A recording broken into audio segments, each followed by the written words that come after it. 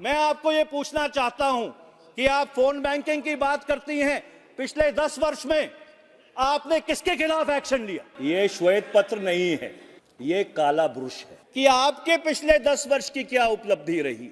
अब सुनने की क्षमता रखिए, बैठ जाइए। अरे ऐसे बीच में खड़े हो जाते हैं आप। भारत का इतिहास 2014 में शुरू नहीं हुआ था। ये श्वेत पत्र नहीं है, ये काला ब्रुश है। This is not a white paper, this is a black brush. और माननीय वित्त मंत्री जी की जो उत्तेजना है उसको पूरी तरह से प्रमाणित करती है। भारत का इतिहास, रविशंकर जी बैठ जाइए। अब सुनने की क्षमता रखिए, अब सुनने की क्षमता रखिए, बैठ जाइए। अरे ऐसे बीच में खड़े हो जाते हैं आप। अध्यक्ष जी, भारत का इतिहास 2014 में शुरू नहीं हुआ था। भारत का इतिहास वर्षों और दशकों पुराना इतिहास है। और अगर आप श्वेत पत्र लाना चाहते तो आपको श्वेत पत्र जुलाई 2014 में लेके आना था। मैं समझ सकता था कि आप श्वेत पत्र फरवरी 2015 में लाते, पर फरवरी और 2024 में श्वेत पत्र लाने का सिर्फ एक राजनीतिक उद्देश्य है। This is a political manifesto, this is not a white paper. मैं 2004 में जब यूपीए की सरकार बनी, जिसका नेतृत्व प्रधानमंत्री डॉक्टर मनमोहन सिंह जी और यूपीए की चेयरपर्सन श्रीमती सोनिया गांधी जी कर रहे थे, हमने ऐसे मूलभूत सुधार किए जिससे इस देश की जो नींव है, आर्थिक, सामाजिक, राजनीतिक नींव को हम लोगों ने मजबूत किया। सबसे पहला आरटीआई का कानून, सूचना का अधिकार, 130 करोड़ लोगों को सूचना का अधिकार दिया कि 10 रुपए की अर्जी देके आप सर नो ट्रांसलेशन 10 रुपए की अर्जी देके आप ब्लॉक से लेके राष्ट्रीय स्तर तक किसी भी सरकार से कोई भी सूचना मांग सकते थे। मैं दुर्भाग्यपूर्ण बात है और खेद के साथ यह बात कह रहा हूं कि 2014 से लेकर 2024 तक उस सूचना के अधिकार के किस तरह से परकच्छे उड़े, यह कहानी सबको मालूम है। दूसरी बड़ी उपलब्धि, मनरेगा का कानून।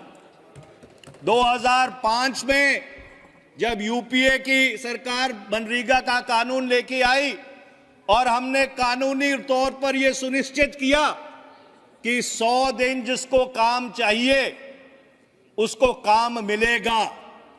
मैं आपसे यह बात पूछना चाहता हूं, 2014 से लेकर 2024 तक आपने उस 100 के 101 दिन क्यों नहीं किए? आपने उस 100 का 101 दिन नहीं किया। हां, उस कानून को आप कोसते रहे और उस कानून की जो असलियत है उसके ऊपर मैं बाद में आऊंगा।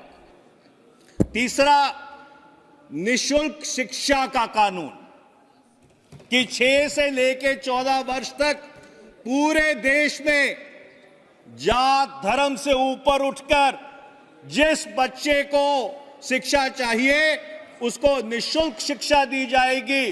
और चाहे बड़े से बड़ा निजी स्कूल हो, चाहे कोई भी स्कूल हो, 25% जो सीटें थी वो आरक्षित की गई। जो इकोनॉमिकली वीकर सेक्शन, आर्थिक रूप से जो कमजोर परिवारों से आते थे। उसके बाद नेशनल फूड सिक्योरिटी एक्ट, इस देश की 77% के ऊपर गेहूं, चावल, मोटा दाना देने का काम किसने किया? यूपीए की सरकार ने किया। 5वां, आधार, जिसने मूलभूत आधार रखा, जिसके ऊपर जितना ढांचा बना हुआ है वो किसने शुरू किया? और जब यूपीए ने सरकार छोड़ी तो उस समय 80 करोड़ से ज्यादा आधार कार्ड बने हुए थे। मैं आपसे पूछना चाहता हूं कि आपके पिछले 10 वर्ष की क्या उपलब्धि रही है?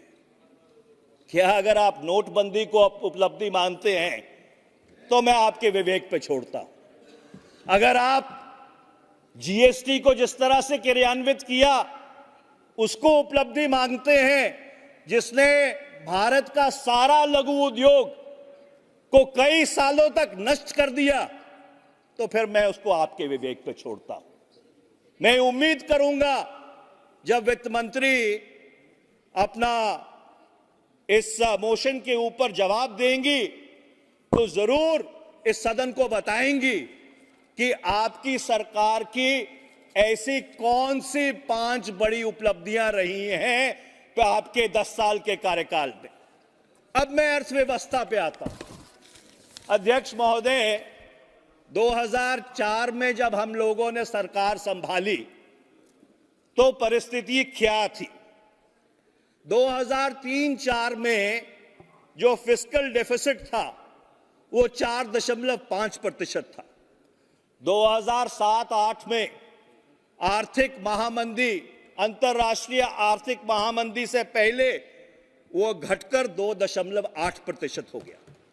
जो रेवेन्यू डेफिसिट था कि सरकार के राजस्व में जो कमी थी, मैं इसलिए बता रहा हूं, मैं पहले का भी बताऊंगा, अपना भी बताऊंगा और आपका भी बताऊंगा कि 2003-04 में जो रेवेन्यू डेफिसिट था वो 3.6% था।